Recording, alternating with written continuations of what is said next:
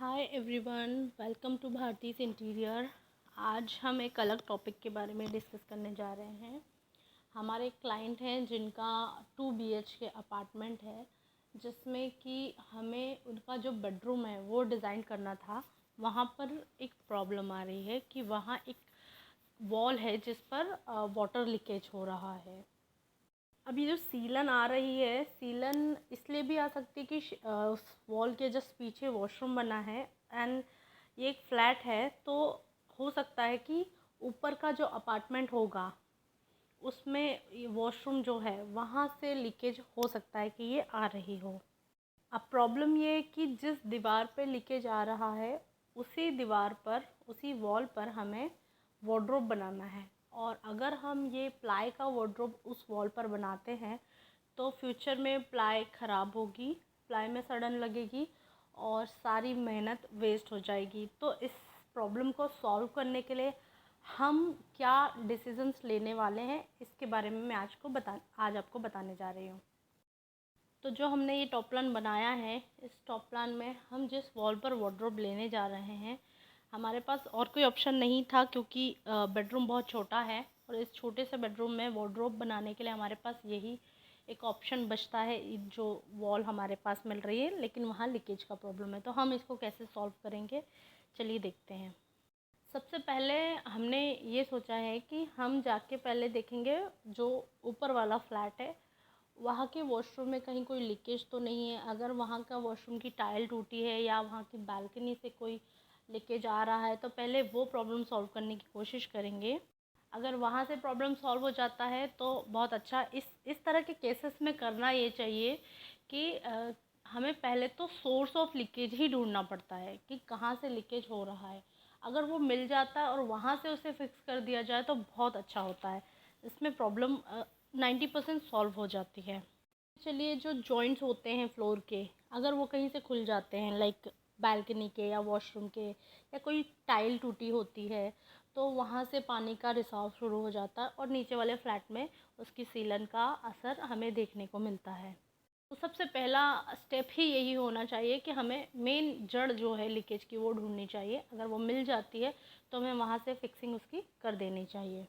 हम लेते हैं कि हमें जो वार्डरोब बनानी है उसके पहले हम उस वॉल पर जो भी वाटर प्रूफिंग करना है वो कर सकते हैं। फॉर एग्ज़ाम्पल, हम वहाँ पे जैसे कि जो एक डेप्थ गार्ड आता है पेडिलाइट का, या फिर काफ़ी सारे ऐसे प्रोडक्ट आते हैं, स्मार्ट केयर विटालिया आता है एशियन पेंट्स में, और ऐसे काफ़ी सारे वाटर प्रूफिंग के हमारे पास केमिकल्स अवेलेबल हैं आजकल मार्केट में।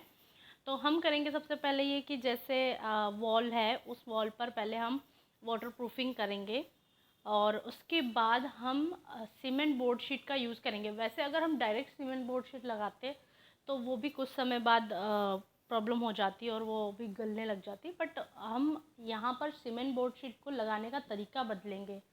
वॉल पर वाटर प्रूफिंग करने के बाद में, डेप्थ गार्ड लगाने के बाद, हम वहाँ पर जीआई की जो फ्रेम जिससे कि हम सीलिंग डिज़ाइन करते हैं, उस जीआई की 2 इंच की फ्रेम बनाएंगे। उस फ्रेम पर हम कसेंगे सीमेंट बोर्ड शीट को।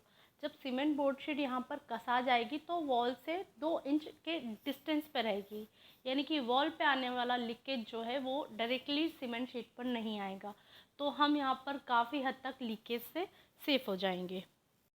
स्टेप ये होगा कि जब हमने सीमेंट बोर्ड शीट लगा दी, हमने वाटर प्रूफिंग वॉल पे कर दी, डिस्टेंस पे लेके सीमेंट बोर्ड शीट लगा दी है, सीमेंट शीट पे हमने पेंट कर दिया है, अब हमें बनानी वार्डरोब। चूँकि वार्डरोब हमारी बनने वाली है प्लाई में, तो हम अब इस वार्डरोब को सुरक्षित कैसे करें ताकि फ्यूचर में इस पर कोई पानी का जो लेयर है वो ना चढ़े। तो हम करेंगे 2 तरीके यूज़। लाइक पहले हम, जो एक लाइनर होता है, जो एक वाइट सनमाइका वार्डरोब के अंदर लगती है, वही सनमाइका हम सेम टू सेम एक वार्डरोब के पीछे भी लगाएंगे। यानी कि जो प्लाई हम यूज़ कर रहे हैं वार्डरोब का पिछला हिस्सा बनाने के लिए, उसके दोनों तरफ लाइनर लगाएंगे। लाइनर लगाने के बाद हम वार्डरोब के पिछले हिस्से में एक 4 mm की पीवीसी की शीट लगाएंगे। पीवीसी शीट आजकल मार्केट में बहुत डिमांड में है, कई लोग पीवीसी का फर्नीचर भी बनाने लगे हैं। तो ये पीवीसी मटेरियल जो है ये किसी भी तरीके से पानी की जो सीलन है या किसी भी तरह की कोई सीलन को वार्डरोब के बैक साइड तक टच नहीं होने देगी। तो यहाँ पर एक और लेयर क्रिएट हो जाएगी और हमारी वार्डरोब को जो है वो सेफ्टी प्रोवाइड करेगी। एंड देन दिस 3 स्टेप, हम ये 3 स्टेप को फॉलो करके हमारी वार्डरोब को इस वॉल पे बना लेंगे। यानी कि जो प्रॉब्लम था वो भी सॉर्ट आउट हो जाएगा और हमारी वार्डरोब जो हमें इंटीरियर के डिज़ाइन से जिस वॉल पे लेनी थी, जस्ट बिकॉज कि हमारे पास स्पेस अवेलेबल नहीं था कहीं और उस वार्डरोब को बनाने के लिए, तो हम उसे उस दीवार के पास बना सकते हैं।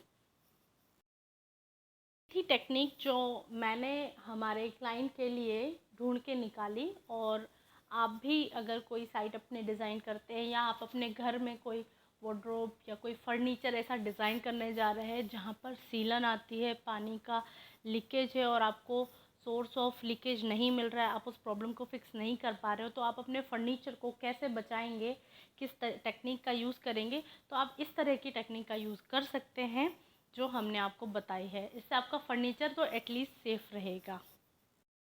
And finally, thanks for watching. Please subscribe the channel and like, share the video. Thank you. Thanks for watching.